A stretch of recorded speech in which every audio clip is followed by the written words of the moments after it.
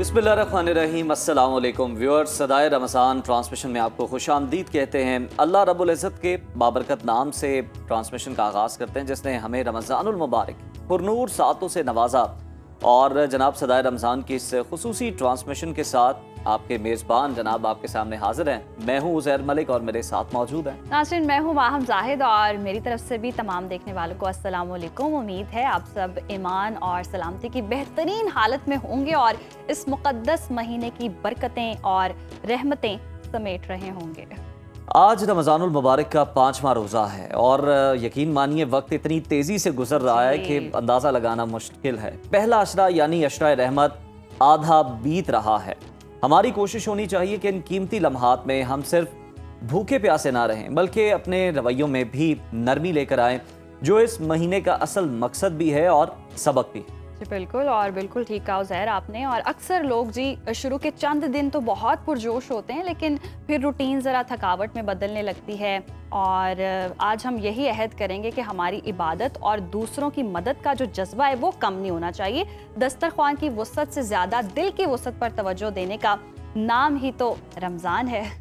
तो आइए बढ़ते हैं अब अपने पहले सेगमेंट की जानिब और आपको बताएं कि जनाब रमज़ान के हवाले से जो चीज़ें चल रही हैं वो तो अपनी जगह मौजूद हैं, लेकिन आपको याद होगा कि रमज़ान से पहले बड़ा अफसोसनाक वाक़या पेश आया था शहर कायद कराची के अंदर, जहाँ पर गुल प्लाजा, जो कि सिर्फ इमारत नहीं बल्कि हज़ारों ख़ानदानों का रोज़गार और लाखों शहरियों की ज़रूरत थी, लेकिन जब वहाँ पर आग लगी तो वो सिर्फ आग नहीं थी बल्कि हमारे सिस्टम की नाकामी का एक भयानक मंजर था।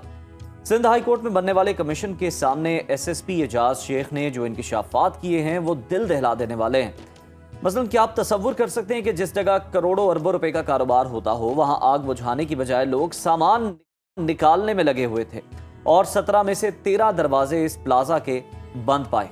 और नाज़रीन, सबसे ज़्यादा हैरान कुन बात यह है कि आग लगने की वजह बच्चों का माचिस से खेलना बताया जा रहा है। सवाल यहाँ ये पैदा होता है कि क्या इतने बड़े तिजारती मरकज़ में आग पकड़ने वाला इतना हसास सामान खुलेआम पड़ा था? MKM पाकिस्तान के रहनुमा फारूक सत्तार ने गुल प्लाजा जुडिशल कमीशन पर तहफ़्फ़ुज़ात का इजहार किया है। उनका कहना था कि सिंध में 18 साल से करप्ट तरीन हुकूमत है। कमीशन में फ़रीक बनने की दरख्वास्त रद्द कर दी गई है। उनके तहफ़्फ़ुज़ात किस हद तक जायज़ हैं, इसी पर बात करने के लिए हमारे साथ मौजूद हैं तर्जुमान सिंध हुकूमत अकरबा फातिमा साहिबा। बहुत शुक्रिया आपके वक्त का। सबसे पहले तो ये बताएं कि हम आए रोज़ देखते हैं आग लगने के वाक़यात जो हैं वो कराची में रूनुमा होते हैं, और अब जो बयान सामने आया कि जी बच्चे माचिस से खेल रहे थे, तो क्या इस हसास जगह पर बच्चों की रसाई और वहाँ आग पकड़ने वाले सामान की मौजूदगी हुकूमती इदारों की नाकामी नहीं है? बिस्मिल्लाहिर्रहमानिर्रहीम। बहुत शुक्रिया। देखिए, जहाँ तक गुल प्लाज़ा वाक़ये की बात है तो वहाँ पर जो शॉप थी, वो जो बच्चे थे वो उसी शॉप के ओनर के बच्चे थे। और ये नहीं है कि अब देखें, एक नॉर्मल सी दुकान है, वहाँ पर आप किसी को बोल तो नहीं सकते हैं, एक बाज़ार है कि यहाँ बच्चे नहीं जाएँगे या यहाँ पर बड़ों का आना जो है नहीं यहाँ बड़े आ सकते। लेकिन बिल्कुल जो ये हादसा हुआ बहुत अफ़सोसनाक था। वहाँ पर जो मटेरियल मौजूद था वो मटेरियल प्लास्टिक का था। वहाँ पर पौधे थे, फूल की दुकान थी, ये आर्टिफिशियल फ्लावर की शॉप थी, और वहाँ पर फिर जनरेटर्स भी थे, सिलेंडर्स भी थे। इस तरह की मज़ीद सामान पड़े थे जो आग को ट्रिगर कर रहे थे और जिसकी वजह से ये आग इतनी भयानक आग में जो है तब्दील हुई और ये इतना बड़ा सानिया हो गया। लेकिन देखें, इसी के साथ साथ गवर्नमेंट का एक्शन ये था कि विद इन द 24 आवर्स इस पर तो सबसे पहले पाकिस्तान पीपल्स पार्टी के चेयरमैन बिलावल भुट्टो ज़रदारी साहब ने एक्शन लेते हुए इस पे नोटिस लिया। फिर CM साहब ने जो है नोटिस लिया, CM साहब खुद गए, मेयर साहब खुद गए, पीपल्स पार्टी जितने भी वजीर थे सिंध के वो तमाम वहाँ मौजूद थे। और विद इन द बिल्कुल ये सारी चीज़ें जो है वो ऑन रिकॉर्ड है। अकरबा साहिबा, कमीशन के सामने अगर हम बात कर लें कि कमीशन के सामने जो दिए गए बयानात हैं उनके मुताबिक प्लाजे के 17 में से सिर्फ 4 दरवाजे खुले हुए थे और फायर सेफ्टी प्रोटोकॉल्स बिल्कुल जीरो थे। इस गफलत पर मार्केट एसोसिएशन के खिलाफ क्या कार्रवाई की है आपकी हुकूमत? देखें इस वक्त जो सबसे पहले मैं आपके बताती चलूं कि जब ये कमेटी सीएम साहब ने हम्म। हंगामी सूरत हाल में ये मीटिंग सीएम हाउस में कॉल की, तो वहाँ पर ट्रेडर्स और बिजनेस कम्युनिटी से ताल्लुक़ रखने वाले डिफरेंट हमारे जो है ताजिर ब्रादर वहाँ मौजूद थे, और उनकी मौजूदगी में जो है उनकी डिमांड्स के ऊपर जब वो ये डिसाइड हुआ कि जो फैमिलीज शहीद हुए हैं उनको 1-1 करोड़ मिलेंगे। और अभी अगर आप देखेंगे तो ईद की स्पेशल उस पर उनको शॉप्स भी दी गई हैं। अब यहाँ पर सवाल ये आता है कि हमने भी, सिंध हुकूमत ने भी यही आगे बात रखी थी कि वहाँ पर इक्विपमेंट जो है, देखें अगर मैं एक शॉप चलाती हूँ तो ये मेरी भी कुछ बुनियादी, मैं समझती हूँ, ज़िम्मेदारी है कि मेरे पास वहाँ पर जो है इक्विपमेंट जो है फायर सेफ्टी के मौजूद हम्म। होने चाहिए, क्योंकि वो मेरी अपनी शॉप है, वहाँ पर मेरा अपना मटेरियल, मेरा अपना स्टाफ पड़ा हुआ है, तो ये मेरी खुद की भी ज़िम्मेदारी बनती है। अकरबा लेकिन साहिबा, बिल्कुल ये अनफॉर्चुनेटली ये जिम्मेदारी वक़्त तो होती नहीं है, है कि लेकिन मैं ऐसी कोई भी जिम्मेदारी को तस्लीम नहीं करता, कोई भी चंद पैसे खर्च करके वो फायर सेफ्टी के जो हालात है वो नहीं रखता। अब ये हुकूमतों का काम होता है, इंतजामिया का काम होता है इन्फोर्स करना, ज़बरदस्ती रखवाना। देखें बिल्कुल, और ये जो गुल प्लाज़ा की ज़मीन है, गुल प्लाज़ा की शॉप्स थी, इसको पहले ही जो है नोटिस दिया गया था कि यहाँ पर फायर सेफ्टी सिस्टम पूरा नहीं है। अब यहाँ पर देखें ना, एक बहुत बड़ा मसला आता है।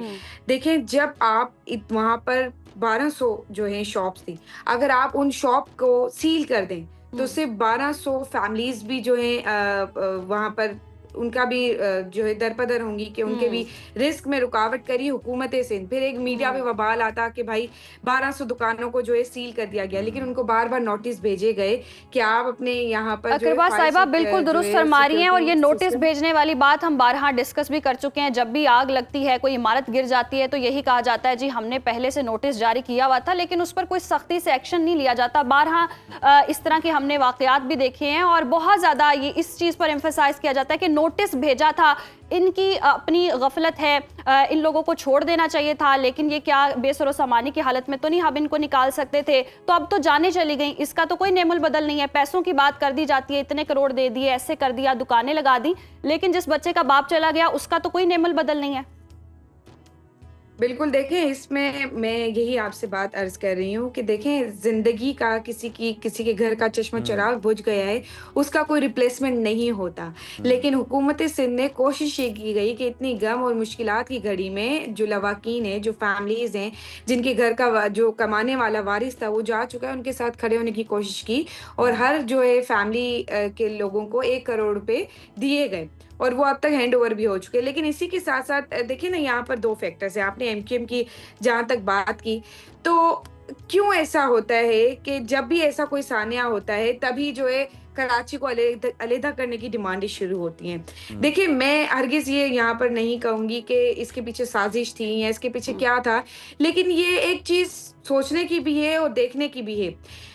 आप मुझे बताएं, कराची आज पिछले 30 सालों से जमात इस्लामी के पास 10 साल हुकूमत रही, 20 से 25 साल एमक्यूएम का जो है कराची के मेयर रहे, इतना बड़ा तवील अरसा, और एमक्यूएम कराची के लिए कुछ नहीं कर पाई। आज वो कराची को अगर अलहदा करने की बात कर रही है, तो आज उनके हाथ में ऐसी कौन सी जादू की छड़ी आ गई है, वो समझते हैं अगर कि आप वो चलाएंगे देखें, कराची। हम देख भी रहे हैं जो आप बता रही हैं, वो सब चीज़ें अपनी जगह पर मौजूद है, उन्हें हम बाद में डिस्कस कर लेते हैं। लेकिन पहले जो आप बात कर रही थी कि अगर हम 1200 दुकानें थी, इस प्लाजा को सील करते फायर सेफ्टी की वजह से और वायलेशंस की वजह से, तो जो लोगों का जो रोज़गार है वो छिन जाता। अब भी तो रोज़गार छिन गया है, कीमती जानें भी गई हैं, उनका भी जो सामान है वो भी ज़ाया हुआ है, वो भी जल गया, और आप अभी भी जो पैसे दे रही हैं वो अपनी जगह पर मौजूद है। अब जो बाकी इमारतें हैं, क्या आप उनको भी इस डर से सील नहीं कर रहे कि वहाँ पर फायर सेफ्टी के कोई आलात नहीं है या वहाँ पर कोई इस तरह के इंतजामात नहीं हैं?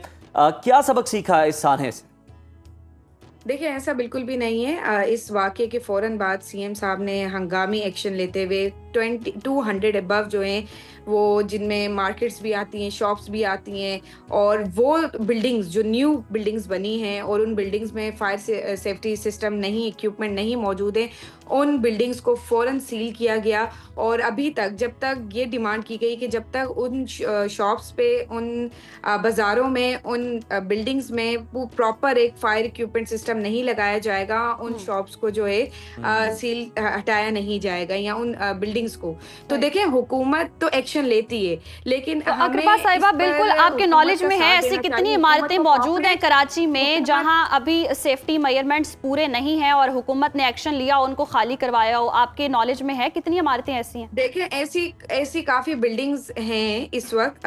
मैं आपके साथ वो डेटा भी शेयर करूँगी। जी। 200 प्लस जो है ऐसी बिल्डिंग्स हैं जिनको सील किया गया हुकूमत सिंध की जानिब से, केएमसी के इदारों की जानिब से, कि वो जो है वहाँ पर फायर सेफ्टी इक्विपमेंट मौजूद नहीं था।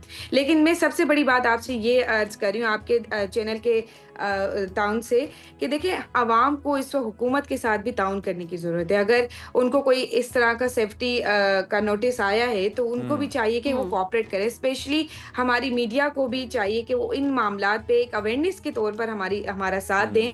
हमें सबसे बड़ा मसला यही आता है जब भी किसी मार्केट की तरफ जो है हुकूमत का रुख होता है कि वहाँ पर इस तरह के नोटिस दिए जाते हैं, तो सबसे बड़ा जो हंगामा बरपा होता है वो यही होता है कि जो है लोग बेरोज़गार हो जाएँगे, लोगों के पास फिर उनके घर कैसे अकरबा चलेंगे, साहिबा, उनकी फैमिलीज़ कैसे मेरे चलेंगी। नॉलेज में कम से लेकिन कम ऐसा कुछ नहीं है कि मीडिया ने इस बात पर वावेला किया हो कि आपने किसी वायलेशन पर किसी प्लाजा को सील कर दिया है या किसी जगह को सील कर दिया, वहां पे कोई खतरा मौजूद था और मीडिया ने कहा कि नहीं जनाब ये सील नहीं होना चाहिए था, इसे डीसील करें, लोगों का रोजगार मुतासर हो रहा है। ऐसा कभी नहीं हुआ। नहीं, आपके ताउन की ज़रूरत है कि आप अवेयरनेस लोगों तक लेके जाएँ कि अगर हुकूमत सिंध कोई काम इस तरह का अकरबा कर साहिबा, रही है हम कि तो यही तो अवेयरनेस के लिए ताउन कर रहे मौजूद हैं, हैं, ये अवेयरनेस हम दे रहे हैं, आपसे इन्फॉर्मेशन भी लेना चाह रहे हैं ना कि जी। क्या किया आपने, इकदाम तो बताइए हमें।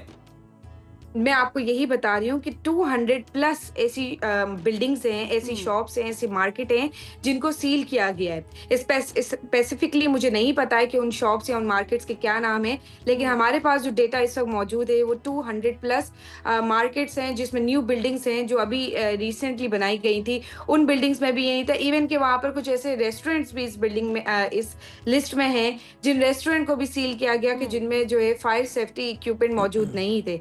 तो हुकूमत अपना काम कर रही है, अच्छा बिल्कुल अपनी अकरबा साहिबा, ज़िम्मेदारी के इससे साथ करें, पहले लेकिन भी इससे एक बार मज़ीद इमारत बेहतरी में की। आग लगी और कहा इसमें गया जी इनको कोई ऑल्टरनेट जगह दी जाएगी, अगर ये इमारतें खाली करवाई जाएंगी तो आर्जी तौर पर कोई रहने के लिए जगह भी दी जाएगी। इस तरह के कोई इकदाम कर रही है हुकूमत?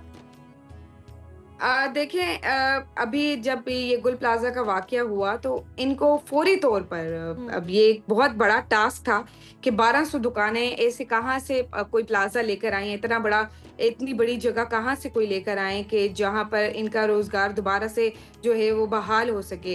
तो हुकूमत सिंध ने एक ग्राउंड में इस वक्त, जो कि ईद एक आप जानती है कि पूरे साल का अक्सर लोगों का जो कारोबार और जो टारगेट होता है वो इसी महीने की कमाई जी। से होता है कि इसी महीने इतनी जो है इस कमाई हो जाती है कि वो फिर पूरे साल उनका जो है बैलेंस रहता है। तो इसी वजह से इन्हीं को सपोर्ट करते हुए हुकूमत सिंध ने इस वक्त आपने देखा होगा कि केडीए और लोकल मिनिस्टर और मुर्तज़ा वहाब केएमसी की जानिब से एक जो है पूरा प्रॉपर एक ग्राउंड इनको डेडिकेट किया गया है जिसमें स्पेशली जो है वो गुल प्लाजा के मुतासिर फैमिलीज की जो मुतासरा जिनकी दुकानें जल गई, जिनके लोग शहीद हुए हैं, उनको ये शॉप डेडिकेट की गई हैं और वहाँ पर जो है free of cost of course वो जो है अपनी शॉप्स वहाँ लगा रहे हैं और जो भी उनका मटेरियल था या जो भी जिस चीज़ की भी वो दुकान थी वहाँ पर चल रही हैं। सही। अच्छा अकरबा साहिबा, एक और शिकायत जो जब इस तरह के वाक़यात होते हैं तो मौसूल होती है कि जी फायर फाइटर्स वक्त पर नहीं पहुंचे, वक्त पर इमदाद नहीं दी गई, या फिर ये एक बहाना कर दिया जाता है कि गलियां तंग थीं जिसकी वजह से प्रॉब्लम्स आ रही हैं, या फिर कोई ना कोई इस तरह की चीज़ें बहाना बनाकर ये कह दिया जाता है अमले की कमी है। आपकी नॉलेज में है कि अमले की कमी है, इंतज़ामिया की गफलत है, फंड्स की कमी है?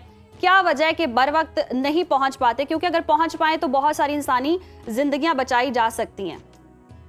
अच्छा देखिए, मैं आपको कोई भी ऐसी बात कि बरी ज़िम्मा अपनी ज़िम्मेदारी से हुकूमत नहीं होना चाहती कि कोई भी ऐसा कह दे कि नहीं हमारा अमला पूरा था या हम प्रॉपर जो है तैयारी से गए थे।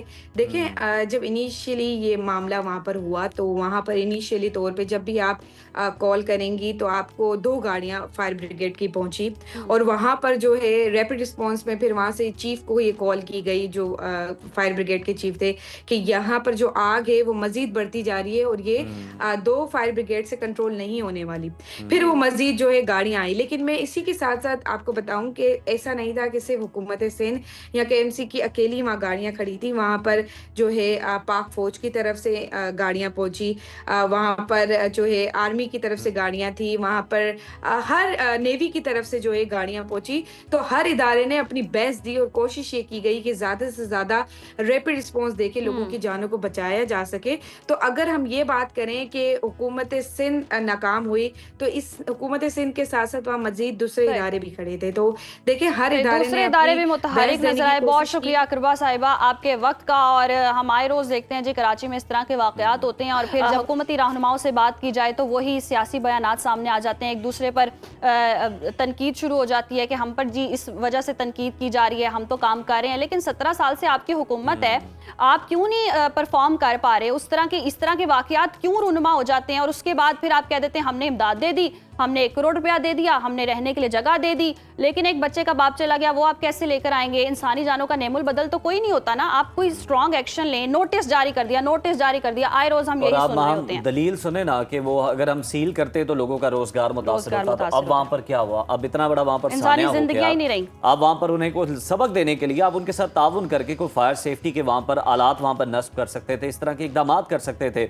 चले ये सिर्फ एक चीज़ है, इसके अलावा भी वहाँ अगर आप देखें तो शहर कायद के जितने भी बासी हैं, आप सोशल मीडिया पे देखें, बड़े बड़े जो हमारे स्टार्स हैं वो भी शिकायत कर रहे होते हैं कि जनाब कराची की इतनी बुरी हालत है, सड़कों की बुरी हालत है, नाले हैं खुले पड़े हैं, बारिश हो तो बरसात के अंदर तो वहाँ पे हाल बुरा, डंपर हादसात, यानी इतने अनगिनत मसाइल हैं। और फिर अगर कोई बात करे कि जनाब आपसे नहीं संभलता तो सूबे के मजीद तरह थोड़ा सा इसको तकसीम कर दिया जाए ताकि इंतजामी तौर पर बेहतर तरीके से आवाम को डिलीवर किया जाए, तो उस पर आप कहते हैं ये हमारी रेड लाइन है, ये हम हरगिज़ नहीं होने देंगे। अगर आप हरगिज़ नहीं होने देंगे तो फिर आपको अपनी परफॉर्मेंस जो है वो बेहतर करनी होगी। सिर्फ चंद हॉस्पिटल्स को दिखाकर आप ये नहीं बता सकते कि जनाब ये जो है state of the art hospital हमने इंटरनेशनल स्टैंडर्ड के बनाए हैं तो हमारा सिंध जो है वो बहुत तरक्की कर रहा है, कराची जो है वो बहुत आगे है और पूरे पाकिस्तान से लोग इलाज कराने हम रोज आए रोज इस तरह की जब खबरें बता रहे होते हैं दिल दहल जाता है। खुदारा रमज़ान का महीना है, कोई रहम करें, कराची के अवाम पे रहम करें, कोई अपनी पॉलिसी चेंज करें, कोई बेहतरी लेकर आए। इंफ्रास्ट्रक्चर की खराबी, फिर मैन होल में बच्चे गिर रहे हैं, डंपर माफिया बहुत एक्टिव है, पानी के मसाइल यहाँ पे हैं, बिजली के मसाइल यहाँ पर हैं, फिर आग लगने के मसाइल यहाँ पर हैं। तो कोई नोटिस लें, इस तरह ना करें कि बस आपने नोटिस जारी कर दिया, कोई बाकायदा तौर पर इनका हल निकालें। ये तो आए रोज हम इस तरह के वाकयात जब बता रहे होते हैं हमें खुद शर्मिंदगी हो रही होती है कि क्या है, कोई एक्शन क्यों नहीं लिया जाता। देखिए ना 17 साल से मुसलसल आप हुकूमत करते आ रहे हैं तो आपकी ये दलील काबिल कबूल नहीं है कि जनाब आप अभी प्लानिंग कर रहे हैं या पॉलिसी बना रहे हैं, बड़ा लॉन्ग टर्म काम है। कुछ ऐसा हो तो वो नजर ही आ जाता है कि आपने कम से कम कोई बुनियाद तो रखी है किसी बड़े काम की, लेकिन ऐसा होता कुछ नजर नहीं आ रहा। हम दुआई कर सकते हैं, रमज़ान का बाबरकत महीना है, कोई हिदायत दे अल्लाह इन्हें भी और जिनके चले गए हैं प्यारे उनके दर्जात बुलंद करे। प्रोग्राम में आगे बढ़ते हैं नाजरीन, ज़रा सोचिए आप रात के अंधेरे में अपनी गली से गुजर रहे हो और अचानक एक खुला मैन हॉल आपकी या आपके बच्चे की ज़िंदगी का चिराग गुल कर दे। हम अक्सर ऐसी खबरें सुनते भी हैं और आप लोगों से शेयर भी करते हैं, तो हमारा तो दिल दहल जाता है इस तरह की खबरें बताते हुए भी। कराची से आए रोज़ हम सुनते भी हैं, लेकिन क्या आपने कभी सोचा कि इस खुले मौत के कुएं का जिम्मेदार वो शख्स है जो चंद रुपयों के इवज वो लोहे का ढक्कन चोरी कर लेता है? ये सिर्फ चोरी नहीं है, ये इंसानी ज़िंदगी से खेलना है। और अब पंजाब हुकूमत ने इस सस्ते जुर्म की महंगी सज़ा मुकर्रर कर दी है। अब अगर किसी ने मैन हॉल का कवर, स्ट्रीट लाइट या सड़क किनारे लगी हिफाजती बाड़ को नुकसान पहुंचाने की कोशिश की तो कानून का शिकंजा जो है वो सख्त होगा और इतना सख्त होगा कि नस्लें याद रखेंगी। बिल्कुल जी, ये इकदाम जो है वो किया गया है और आपने पंजाब में public utilities infrastructure protection ordinance 2026 का हुकूमत की जानिब से निफाज किया गया और अब बात सिर्फ डांट टपट या मामूली जुर्माने तक नहीं रही, बल्कि अब मुजरिम को 3 साल तक की कैद बामुशक्कत काटनी पड़ेगी और जुर्माना भी मामूली नहीं बल्कि 30 लाख रुपए तक हो सकता है। और सबसे अहम बात यह कि अब वो कबाड़ी या खरीदार भी नहीं बचेगा जो चोरी वाला सामान खरीदता है। ये लोग भी इस जुर्म के अंदर बराबर के जिम्मेदार हैं। अगर ये खरीदे ना तो फिर कोई मैनहोल के कवर उठाए भी ना और जाकर लेके भी ना जाए। हुकूमत का पैगाम बड़ा वाज़ेह है कि अवामी प्रॉपर्टी आपकी अमानत है और इस अमानत में खयानत करने वालों के लिए अब जेल की सलाखें हैं और भारी जुर्माने ही इनका मुकद्दर है। उम्मीद करते हैं कि इस इक़दाम से हमारे शहर मज़ीद महफूज होंगे और कीमती इंसानी जानें बचाई जा सकें। इंशाल्लाह दुआ ही कर सकते हैं। और नाज़रीन अब आगे बढ़ते हैं और सेहत के हवाले से खबर शामिल कहते हैं कि जी नमक के बगैर ज़िंदगी बेजायका है, लेकिन क्या आप जानते हैं कि यही सफ़ेद चुटकी भर चीज़ आपकी ज़िंदगी के जायके हमेशा के लिए छीन सकती है। हम में से अक्सर लोग दस्तरखान पर जब बैठते हैं तो सालन में ऊपर से नमक छिड़कने के आदी होते हैं, मगर अब आलमी इदारे सेहत की रिपोर्ट ने जी खबरदार कर दिया, पूरी दुनिया को हिलाकर रख दिया। सालाना तकरीबन 19 लाख लोग सिर्फ इसलिए मौत के मुंह में चले जाते हैं कि उनकी ग़िज़ा में नमक की मिकदार ज़रूरत से ज़्यादा होती है। और ये नमक बज़ाहिर तो आपके मसल्स को सुकून देता है, लेकिन जब ये हद से ज़्यादा बढ़ जाता है तो आपके खून के दबाव को इस हद तक बढ़ा देता है कि आपका दिल और आपके गुर्दे जो हैं वो हाँफने लगते हैं। और ये नुकसान सिर्फ तवील मुद्दती नहीं होता, बल्कि इसके इशारे हमारा जिस्म फौरी तौर पर देता भी है। क्या कभी आपने ये भी गौर किया कि सोकर उठने के बाद आपका चेहरा या हाथ पांव सूजन का शिकार हो जाते हैं, या आपको फिर बिला वजह प्यास क्यों लगती है? ये दरअसल आपके जिस्म का पुकारना है कि उसके अंदर सोडियम की मिकदार हद से ज्यादा है। माहिरीन का कहना है कि दिन भर में सिर्फ 5 ग्राम नमक ही काफ़ी है, लेकिन हमारी चटखारेदार ग़िज़ाएं इस हद को कब का पार कर चुकी हुई हैं। और अगर आप अपनी नींद, अपने हाज़मे और दिल को बचाना चाहते हैं तो आज ही से अपने नमकदान पर काबू पाना सीखें, क्योंकि याद रखें थोड़ा सा कम नमक आपको एक लंबी और सेहतमंद ज़िंदगी दे सकता है। और आप देखते भी, आप रेस्टोरेंट्स में भी कहीं भी जाएं तो वो नमक उन्होंने वहाँ पर रखा होता है हस्बे जायका। जनाब आप उसको इस्तेमाल करें, हस्बे जायका नहीं। अच्छा, ये आपको डेली का 5 ग्राम ही चाहिए। इवन बताने वाले भी ये कहते हैं नमक हस्बे जायका। अब हर किसी का हस्बे जायका अपना ही होता है, तो कोई मिकदार है स्पेसिफिक उतनी इस्तेमाल करें ताकि आप अपनी सेहत जो है वो बेहतर बना सकें। इस पर बहुत कंट्रोल रखना है। अभी हम ब्रेक पर चल रहे हैं, ब्रेक पर चलते हैं। और आपने नमक की बात की है, कुछ खाने कुकिंग की बात की है। यस, इफ्तार पकवान आप देख सकेंगे ब्रेक के बाद, तो देखते रहिए सदाए रमज़ान। बिस्मिल्लाहिर्रहमानिर्रहीम, अस्सलाम वालेकुम। आप देख रहे हैं इफ्तार पकवान और मैं आपकी होस्ट जन्नत जमशेद आपके सामने हाजिर हूँ। इस सेगमेंट में हम लेकर आते हैं आपके लिए मज़ेदार रेसिपीज़। और अगर रमज़ान की बात करें तो हम इबादत करते हैं अपने रूह के सुकून के लिए, लेकिन उस वक्त हमारी खुशी में मज़ीद इजाफा हो जाता है जब हम दस्तरखान पर मज़ेदार रेसिपीज़ देखते हैं। तो हमारे सेगमेंट में मज़ेदार रेसिपीज़ बनाती हैं शेफ़ अनम।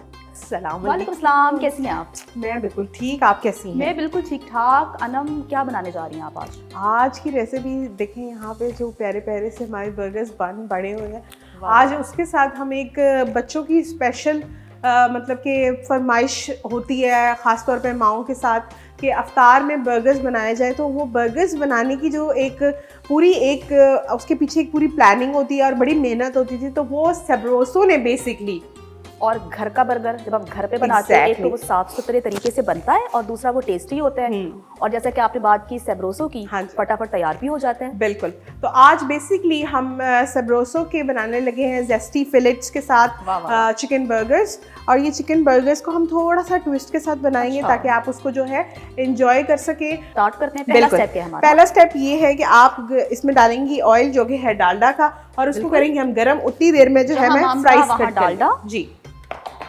और आपको पता है कि 80 साल से ज़ायद अरसा हो गया डालडा को, और हमारी तो माओं का एतमाद है, तो इसलिए जो डालडा है पाकिस्तान का नंबर 1 ब्रांड है। बेशक। तो मुझे बस बता दीजिए कि कितना डालना है। डालें जितना हम फ्राइज के लिए जो है वो यूज़ करते हैं। ऑयल डीप फ्राइंग करेंगे हम ऑयल के साथ, और क्योंकि फ्राइज़ और कोल्स्ला और इसके बगैर बेसिकली जो है आपके बर्गर्स वो इनकम्प्लीट होते हैं। और आपको जो है इतना और डालें, और डालूं? हाँ जी, हाफ कर दें आप इसको इतना डाल दें कि हमारे फ्राइज़ जो है अच्छी तरीके से अंदर फ्राई हो जाए, डिप हो जाए। फ्लेम ऑन कर लें आप। और ऑयल हमारा गर्म हो रहा है। अच्छा, इसको अब हम जो है इसमें शिफ्ट कर लेते हैं और उसके बाद फिर हम चलते हैं अपनी रेसिपी की तरफ। तो अगर आप इसको भी ऑन कर दें और इसमें भी हाफ पैन जो है आप ऑयल का डाल दें, क्योंकि तब तक जब तक मैं फ्राइज़ कट करूँगी तो अच्छे से वो हो जाएगा, ऑयल गर्म हो जाएगा। तो इसमें हम क्या करेंगे? इसमें हम जेस्टी फिलेट्स को फ्राई करेंगे। तो हम दोबारा से करेंगे डालडा का इस्तेमाल। बिल्कुल, क्योंकि जहाँ मामता वहाँ डालडा। बिल्कुल, भर भर के डालें डालडा ऑयल। ये गर्म हो चुके हैं, इसमें हम फ्राइज डालते हैं, इसमें अब हम ताकि फ्राइज हो जाए। बिल्कुल, ये हो गए हैं और अब रिमेनिंग भी डाल देंगे। अब आपका काम है बस इनको फ्राई करना, और मैं यहाँ पे आ जाती हूँ जेस्टी फिलेट्स की साइड के ऊपर। बिल्कुल, तो जगह को कर लेते हैं थोड़ा सा क्लीन। और नाइफ को भी कर लेते हैं ताकि हम अपनी फर्दर कटिंग की तरफ भी आ जाएं। तो ये अगर आप मुझे जेस्टी फिलेट्स का पैकेट दे दें तो हम इसको जो है फ्राइंग करना इसकी स्टार्ट कर बिल्कुल। देते हैं। सेब्रोसो का येस्टी फिलेट है जो कि हम इस्तेमाल करेंगे अपने बर्गर्स में, और जिससे मज़ेदार टेस्टी तो होगा, लेकिन साथ ही साथ अगर मैं सेब्रोसो की बात करूं तो सफाई का बहुत ख्याल रखें। बिल्कुल क्योंकि ऐसा सबको ही। ऐसा लगता है कि अगर आप कोई चीज़ बाहर से लेकर आ रहे हो, आया वो साफ होगी कि नहीं होगी, लेकिन सेब्रोसो पर सबका एतमाद है कि सेब्रोसो सफाई का बहुत ख्याल रखते हैं। तो ये लें सेब्रोसो। Thank you. तो सेब्रोसो के जो ये फिलेट्स हैं इसके अंदर तकरीबन आपको 5 पीसेस मिलेंगे, तो मतलब कि कम पैसों में आपको 5 जो है तकरीबन पैकेट बर्गर्स आप बना सकते हैं अपनी फैमिली के लिए। तो मेरा ख्याल है ये बड़ा ही अच्छा बहुत अच्छी और बात है, हेल्दी हाँ। ऑप्शन है। फ्राइज हमारे बन रहे हैं, तो अब आप क्या करने लगे? अब हम बनाएंगे जेस्टी फिलेट्स और इनको जो है हम फ्राई कर लेंगे। करेंगे फ्राई। थोड़ा सा भी ऑयल का टेम्परेचर जो है मेरे ख्याल अच्छा, में इसके कितना ऊपर। टाइम लगता है इनको लाइक रेडी होने में? अच्छा, फ्राई होने ये में? हाफ डन है, लेकिन फिर भी क्योंकि चिकन थाई यूज़ होता है तो चिकन थाई का जो कुकिंग टाइम है वो अप्रॉक्स 7 to 8 मिनट्स है, बट हम इसको फ्राई करेंगे मीडियम टू लो हीट के ऊपर ताकि अच्छी तरीके से वो अंदर तक कुक हो जाए। तो अब ये जो है मेरे ख्याल है अभी एक टाइम में 4 ही आएंगे, या इनफैक्ट हम 3 करते हैं क्योंकि हमारे 3 बंस हैं, तो हम उतना ही काम करेंगे जितना ज़रा अच्छे से हो जाए। अब ये अच्छा, जो है, आपको बर्गर्स पसंद है? लाइक आप जंक हाँ। फूड पसंद करती हैं खाना? मुझे बर्गर्स पसंद है और मुझे यही वाले क्रिस्पी पसंद है क्योंकि मैं बीफ और मटन से नहीं ज़रा खाती। थोड़ा दूर हूँ, तो मुझे ये पसंद नहीं अच्छा, है। काफी लड़कियां वो हाँ। बीफ और मटन नहीं खाती। तो मैं प्रेफर करती हूँ क्रिस्पी चिकन बर्गर्स।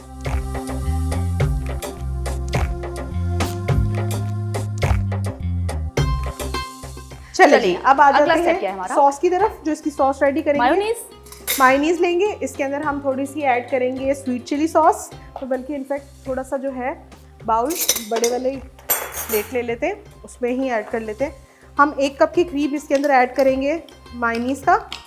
अच्छा, ये अकॉर्डिंग टू आपकी है कि आपको ज़्यादा सॉस पसंद है तो आप ज़्यादा डाल सकते हैं, कम अपनी पसंद है choice के अपनी पर्सनल चॉइस है आपकी। उसके बाद हम इसके अंदर ऐड करेंगे स्वीट चिली सॉस। अच्छा, ये स्वीट चिली सॉस का बहुत अच्छा फ्लेवर आता है, थोड़ा सा आपको जो स्वीट का एक किक इसमें मिलता है वो बहुत अच्छा है। साथ में इसमें जाएगा सिराचा सॉस। Sriracha sauce. आप सिराचा की जगह जो है वो भी ऐड कर सकते हैं, बफलो सॉस भी ऐड कर सकते हैं, उससे तो बहुत ही अच्छा जायका आता है। और साथ में इसमें जाएगा थोड़ा सा मस्टर्ड सॉस।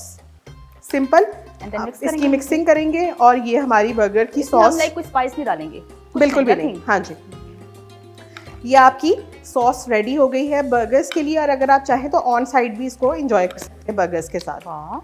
तो अब आपने इसके अंदर अगर थोड़ा स्पाइस ऐड करना है तो आप कर सकते हैं, लेकिन सिराचा अपने आप में थोड़ी स्पाइसी होती है, तो मेरा नहीं ख्याल, क्योंकि बर्गर्स होते हैं थोड़े माइल्ड, तो क्योंकि उस हिसाब- कुछ ऐसे लोग होते हैं ना जिनको स्पाइस पसंद होता है, वो अगर चाइनीज भी खाते हैं तो उसमें चाहते हैं कि उसमें भी जैसे बहुत मैं- ज्यादा मैं देखा हूँ आपके सामने कि वो चाहते हैं हर चीज में स्पाइस हो, बिल्कुल। देसी फूड हो, चाइनीज हो, बर्गर हो, जंक हो, हाँ। दे वांट कि स्पाइस Spicy हो, हो, मिर्चें हो spicy। उसमें। तो सेब्रोसो के येस्टी फिलेट जो हैं वो तैयार हो रहे हैं, फ्राइज भी हमारे बन रहे हैं। ब्रेक के बाद जब वापस आएंगे तो आपको अनम बताएंगी कि बर्गर किस तरह से बनेगा, साथ रहिएगा। ब्रेक के बाद आपको इफ्तार पकवान में वेलकम मैं कहती हूँ, और अनम ने ब्रेक का भरपूर फायदा उठाते हुए सारे चॉपिंग कर ली है। बिल्कुल। चॉपिंग हमारी मुकम्मल हो चुकी है। अनम बताएं आपने ब्रेक में क्या क्या कर लिया? मैंने क्योंकि ब्रेक में हमारे फटाफट- नाजरीन नहीं देख सकते। बिल्कुल, मैंने फटाफट जो है कोल्स्ला बनाया है, सिंपल कैबेज है, कैरेट है, नमक, थोड़ी सी कैस्टर शुगर और बिल्कुल पिंच ऑफ ब्लैक पेपर है इसके अंदर, और सारी चीज़ों को अच्छी तरीके से आपने कंबाइन कर लेना है। आपका कोल्स्ला रेडी हो जाएगा। फ्राइज़ आपके सामने जन्नत ने रेडी किए हैं। और एक चीज़ मैंने इसमें ऐड की थी कि गरम गरम जब हमारे जेस्टी फिलेट्स को सेब्रोसो के हमने निकाला था, उस पर मैंने चीज़ रख दी थी जो कि बर्गर चीज़ है उसको, ताकि वो अच्छे से मेल्ट हो जाए इसके मेल्ट हो ऊपर। जाए। अब यहाँ पे आपकी अपनी पर्सनल चॉइस है, आप रखना चाहे तो रख लें, नहीं अगर एक और स्लाइस आपने चीज़ का ऐड करना है वो भी आपके पास ऑप्शन अवेलेबल है। अगर आप इसमें थोड़ा सा जो है डालडा कुकिंग ऑयल डाल दें ताकि हम बर्गर्स को थोड़े से कर ले अपने, क्योंकि ना बदला जमाना और ना ही बदला डालडा। बिल्कुल, बस बस देखिए हमने इतना इस्तेमाल किया कि डालडा खत्म हो चुका है। बिल्कुल। अच्छा, इसको अच्छी तरीके से हम कर देंगे ताकि इवनली जो है हमारे तो बर्गर बंस जो है वो टोस्ट हो जाए। टोस्ट हो जाए। तो इस तरह से जो है पहले ये वाली साइड्स को इधर रख लेते हैं और ये इनको इधर करके अपने बर्गर बन को अच्छी तरीके से हम टोस्ट कर लेते हैं और फिर इनको हम रेडी कर लेंगे। सिंपल सी रेसिपी है, कोई टेक्निकल नई चीज़ है इसके अंदर। आप चाहें तो अपने हिसाब से, जैसे कि मैं इसमें थोड़े से मशरूम्स एंड ऑलिव्स भी ऐड करूँगी, आप इसको स्किप करना चाहें तो स्किप कर लें। ऐड और कुछ भी इसमें करना चाहें, कॉर्न्स को कट करके आप जो मिनी कॉर्न्स होते हैं आप उनको भी कट करके इसके अंदर डाल सकते हैं। तो सिर्फ आप बंद गोभी, वेजिटेबल में से बंद गोभी ऐड कर रहे हैं, बंद गोभी नहीं, हम इसमें आइसबर्ग यूज करेंगे। आइसबर्ग आइसबर्ग यूज करेंगे क्योंकि बर्गर्स में बंद गोभी का फ्लेवर बिल्कुल भी अच्छा नहीं लगता, तो आइसबर्ग जो है। तो आप टमाटर भी नहीं डालेंगी? नहीं ना, टमाटर भी नहीं डाल। टमाटर और ये सारी चीजें जो है ना मोस्टली हम ऐड करते हैं पैटी बर्गर्स में। तो जब आप क्रिस्पी चिकन बर्गर्स बनाते हैं तो उसमें कोशिश हम यही करते हैं कि उसको बेसिक रखें, ज्यादा उसको हाई फाई ना करें, कम चीजें ऐड करें। हाँ जी, तो जितना वो बेसिक होगा उतना ही खाने में जो है वो मजेदार लगेगा। थोड़ी सी फ्लेम को कर लेते हैं तेज, ताकि जो है हमारे जल्दी रेडी हो जाए, बंस टोस्ट हो जाए। तो बस हमने इसकी यही साइड को जो है हल्का सा टोस्ट करना है। अब आप इसको जो है डालडा कुकिंग ऑयल तो लगा ही सकते हैं, लेकिन अगर आप ऑयल नहीं लगाना चाहते तो आप इसको हल्का सा बटर करके भी टोस्टेड कर सकते हैं, उससे भी बड़ा अच्छा सा फ्लेवर आपके बर्गर्स में आ जाता है। मशरूम्स भी ऐड करेंगे, ऑलिव्स भी जी। और लाइक सॉस कौन सी होगी? सॉस हमने जो अभी बनाई थी ये वाली, वो ही मायोनीज वाली। जी, मायोनीज एंड मायोनीज है, इसमें सिराचा है, इसमें स्वीट चिली सॉस है और थोड़ा सा इसमें जो है मस्टर्ड पेस्ट है, या आपके पास अगर मस्टर्ड पेस्ट नहीं तो आप मस्टर्ड पाउडर भी डाल सकते हैं। तो ये हो गए हैं हमारे। तो अब इनको जो है हम रख लेते हैं यहाँ पे, और कोशिश मैं यही करती हूँ कि हम इसको इसी पे रखें ताकि ये गरम गरम रहे। अब आपने क्या करना है कि सबसे पहले आपने इसके ऊपर एक जो है, इनफैक्ट सबसे पहले हम थोड़ी सी सॉस लगा लेते हैं ताकि फ्लेवर बहुत अच्छा सा आ जाए। इस तरह से आपने हाफ टी स्पून के करीब इस पर सॉस लगाकर, और आपने जो अपने बर्गर्स फिलेट रखे हुए हैं जो कि जेस्टी फिलेट्स हैं सबरोसो के, हाँ जी, ये जेस्टी फिलेट्स जाएंगे इसके ऊपर, आपके बर्गर्स के ऊपर। और ये चला गया दूसरा, और ये आ गया हमारा बिल्कुल ठीक है, थर्ड वन। हाँ जी, बिल्कुल परफेक्ट। क्योंकि अनम ने मुझे बोला है कि इस रमज़ान में आपको मास्टर शेफ बनाई। बिल्कुल मास्टर शेफ बनाएंगे। और अब अब आ जाती है बारी बेसिकली वेजीज की। तो हम थोड़े से पहले इसके ऊपर डालेंगे मशरूम्स, और उसके साथ इसके ऊपर जाएंगे थोड़े से ऑलिव्स। ये चले गए ऑलिव्स, यहाँ पे भी चले गए। अब यहाँ पे अगर आपने चीज स्लाइस एक और लगाना है तो वो आप लगा लें, अपनी चॉइस आपको पसंद है तो आप ऐड कर सकते हैं, वरना जरूरी नहीं है। अब हम इस पे दोबारा से लगाएंगे सॉस, और अब इस साइड की तरफ हम थोड़ा सा कह लें कि भर कर सॉस लगाएंगे, ताकि जो है जब आप बर्गर खाएं तो आपको उसमें अच्छा सा जो है वो फ्लेवर आए। तो 1 टेबलस्पून हम इस तरह इवनली स्प्रेड करके ऊपर थोड़ी सी आइसबर्ग रख के, इससे क्या होगा कि आइसबर्ग उसके साथ स्टिक रहेगी, तो जब आप खाएंगे तो आपके लिए थोड़ा कन्वीनियंट होगा। तो इस तरीके से आपने अपने बर्गर्स बन के ऊपर इसको सर्व कर देना है। तो अब जिसको जितनी सॉस पसंद है वो उतनी सॉस डाले, उसको डाल के एंजॉय करें। ये आपकी अपनी पर्सनल चॉइस है, ज़्यादा डालना चाहिए ज़्यादा डाल लें, कम डालना चाहिए तो कम डाल लें। इसमें मशरूम्स कम है। और ये चली गई है आपके बर्गर्स के ऊपर इस तरीके से। इस पर भी आप लगाएं सॉस। बिल्कुल, और ये आ गई सॉस इस तरीके से। और एक मैं इस पर थोड़ी सी ज़्यादा आपको लगा के इस तरह थोड़ा प्रेस करके दिखाऊंगी, ताकि जब वो उस पर ड्रिप होती है तो वो बहुत खूबसूरत लगती है। मैंने ऑलरेडी ऐड किया, लेकिन हाँ ज़्यादा भी हो सकता है, कोई मसला नहीं है। तो आपने इसको हल्का सा प्रेस किया तो ये साइड से जो सॉस आ रही है बाहर, वो बहुत ही यमी और खूबसूरत, बहुत मज़ेदार। तो ये भी आपके पास ऑप्शन है जब अगर आपको ज़्यादा पसंद है। और तो हम करेंगे प्लेटिंग। अब हम आएंगे प्लेटिंग की तरफ। तो इधर से थोड़ा सा रश कम कर लेते हैं। आपने ये नहीं बताया, आपने ये क्या तैयार किया? ये बेसिकली मैंने कोल्सला ऐड किया है, क्योंकि बर्गर विदाउट कोल्सला जो है वो इनकम्प्लीट है। सिंपल कैबेज है, कैरेट है, और इसके अंदर हमने कैस्टर शुगर ऐड की है। मिठास के लिए थोड़ा सा सॉल्ट और पिंच ऑफ ब्लैक पेपर है। सिंपल सब चीज़ों को मिक्स किया है। मिक्सिंग के बाद जो है हम करेंगे गार्निश। और ये मैंने रखा है थोड़ा सा ज़रा फैंसी करने के लिए। तो ये कैबेज का आप थोड़ा सा पीस रख लें और उसके ऊपर आप कोल्सला को इस तरह से डाल दें, तो वो आपको रेस्टोरेंट स्टाइल वाली फील आएगी ज़रा थोड़ी। तो ये आ गया आपका कोल्सला, और ये इस पर चला गया।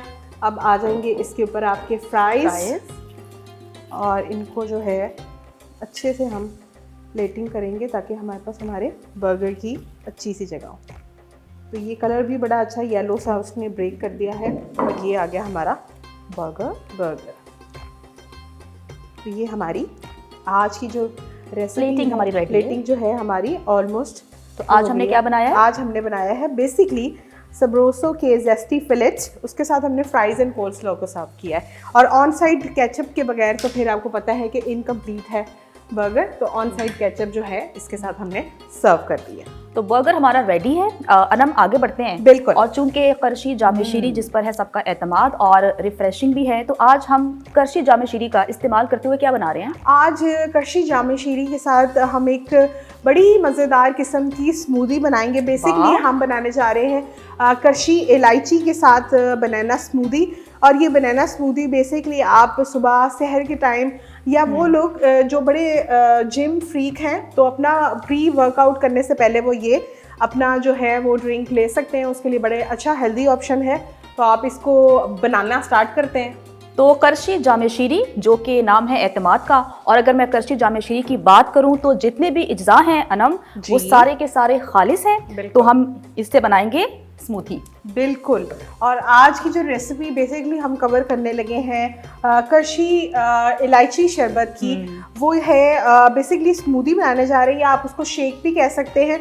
तो बनाना शेक को हम ट्विस्ट करेंगे करशी का इलायची शरबत के साथ। और सबसे पहले हम ऐड करेंगे इसमें दूध, मिल्क। तकरीबन हम 1 से 2 ग्लास इसमें मिल्क के ऐड करेंगे। आप चाहें तो इसमें योगर्ट भी ऐड कर सकते हैं 2 से 3 टेबलस्पून, उससे जो है बड़ा अच्छा सा जो है वो फ्लेवर आ जाएगा। तो मैं इसमें ऐड कर देती हूँ बनाना। ये तकरीबन हमने 4 से 5 बनानास लिए हैं और वो जाएंगे इसमें। और साथ में आइस क्यूब्स। अगर आप इसको नॉर्मल टेम्परेचर पे पीना चाहते हैं तो बेशक आइस डिपेंड करता है, लाइक नॉर्मल चाहते हैं या ठंडा चाहते हैं। बिल्कुल। और साथ में इसमें जाएगी तकरीबन 1 से 2 टीस्पून शुगर के हम ऐड करेंगे। साथ में शो स्टॉपर हमारा जाएगा इसके अंदर जो है करशी का इलायची शरबत। बड़ा ही मेरा तो फेवरेट है और काफी रिफ्रेशिंग भी होता है। इलायची का टेस्ट वैसे बहुत अच्छा होता है, बहुत रिफ्रेशिंग टेस्ट होता है इलायची का। बिल्कुल। और जैसे से आगे समर आ रहा है तो उसके लिहाज से ये बहुत बेहतरीन है, बहुत अच्छा है। बेहतरीन और आपको फ्रेश रखेगा। और सबसे अच्छी बात है कि पानी का एक कतरा भी इसमें ऐड नहीं है। बिल्कुल। और तमाम जो अज्जा हैं वो खालिस हैं। ऐसा ही। और आप इसे करेंगे अच्छी तरीके से ब्लेंड। ले जी, हमारा जो और है हमारी जो स्मूदी है वो रेडी है। बिल्कुल। जो करशी इलायची शरबत के साथ हमने बनाई है बनाना स्मूदी, वो हो गई है रेडी। और अब इसको करेंगे ग्लास में पोर। और ये फुल मील है एक, आप इसको जो है सहर और अफ्तार में एंजॉय कर सकते हैं या अपना प्री वर्कआउट के टाइम पे भी एंजॉय कर सकते हैं। अगर आप जन्नत ये उधर रख दें। Thank you. और हमारी करशी जामे शीरी जो कि सबका फेवरेट है, बच्चे हों या बड़े, सभी बहुत शौक से करशी जामे शीरी को एंजॉय करते हैं। अच्छा, मुझे एक चीज़ थोड़ी कम लग रही है, थोड़ा सा इलायची शरबत डाल लेते हैं। अच्छा, बिल्कुल। हाँ, खूबसूरत लगेगा ना थोड़ा सा। तो इलायची शरबत इसके ऊपर थोड़ा डाल लेते हैं ताकि थोड़ा सा कलर जो है शायद ऊपर बेहतर हो जाए। हाँ, उसमें कोई कलर आ जाए वरना। और ये जो है आज की हमारी दोनों रेसिपीज़ हो गई हैं रेडी, जिसमें हमने सबरोसो के जेस्टी फिलेट्स के साथ क्रिस्पी चिकन बर्गर्स बनाए थे और उसके साथ हमने करशी इलायची शरबत के साथ बनाना स्मूदी रेडी की थी। तो आज की दोनों रेसिपीज़ जो हैं वो हो गई हैं रेडी, जो कि बहुत ही मज़े की लग रही हैं। और हमारी तो इफ्तारी यही होगी, तो जो देखने वाले हैं वो भी अपने घरों में ट्राई करें, आपको यकीनन पसंद आएगी। मुझे जन्नत जमशेद और शेफ़ अनम को दीजिए इजाज़त। खुदा हाफ़िज़। वेलकम बैक नाज़रीन। आज हम इस छत के नीचे उस दीवार के बारे में बात करेंगे जो गिर जाए तो पूरा मुआशरा बिखर जाता है। नाज़रीन, निकाह सिर्फ 2 अफराद का मिलाप नहीं है, 2 ख़ानदानों का इम्तिहान है। लेकिन अलमिया ये है कि हमारे यहाँ घर बसाने की पूरी जिम्मेदारी सिर्फ औरत के कंधों पर डाल दी जाती है, चाहे उसे अपनी इज़्ज़त नफ्स ही क्यों ना कुर्बान करनी पड़े। इस्लाम की तालीमात क्या हैं, औरत हर जुल्म सहकर खामोश क्यों है, आज हम इस मौजू पर बात करेंगे। और यहाँ पर मर्द का किरदार सबसे अहम हो जाता है। अक्सर शौहर वालिदैन की फरमाबरदारी और बीवी के हुकूक के दरमियान तवाज़ुन खो देते हैं। क्या किसी तीसरे की मुदाखलत जायज़ है? वालिदैन की इताअत में भी कमी ना आए और बीवी के हुकूक भी पूरे हों, तो ये बैलेंस कैसे कायम किया जा सकता है? इन तमाम सवालात के जवाब आज तलाश करते हैं। हमारे साथ स्टूडियोज़ पे मौजूद हैं मुमताज़ माहिर नफ्सियात डॉक्टर नबीहा अली खान साहिबा और मारूफ मजहबी स्कॉलर कारी शफीकुर रहमान साहब। आप दोनों मेहमानों को खुश आमदीद कहते हैं प्रोग्राम में। नबीहा, सबसे पहले तो बतौर माहिर नफ्सियात आपसे जानना चाहेंगे कि शादीशुदा ज़िंदगी में मुसलसल फैमिली की जो मुदाखलत होती है, औरत की जिस्मानी तशद्दुद की तो बहुत बात की जाती है, उस पर तो लॉज भी बन रहे होते हैं, लेकिन ये जो ज़हनी तौर पर तशद्दुद किया जाता है, टॉर्चर किया जाता है, मेंटल टॉर्चर किया जाता है, ये आपकी सेहत पर किस तरह से असरअंदाज होता है? देखिए, हमारे माशरे का अलमिया ये है कि हम जिस्मानी टॉर्चर को मानते हैं, आप पुलिस के पास भी चले जाएं, आप अदालतों में भी चले जाएं, वहाँ पे आप दिखाएंगे कि जी मेरे पर ये तशद्दुद हुआ है, ये निशानात हैं, तो जी आपके खिलाफ जो है वो किसी के खिलाफ कार्रवाई हो जाएगी। टेंजिबल प्रूफ होने चाहिए। लेकिन उसका क्या, जो आपके जहन पे जो निशान लगाए जा रहे हैं, जो आपके torture, दिल पे mentally ज़रब लगाई जा रही है, उसका क्या?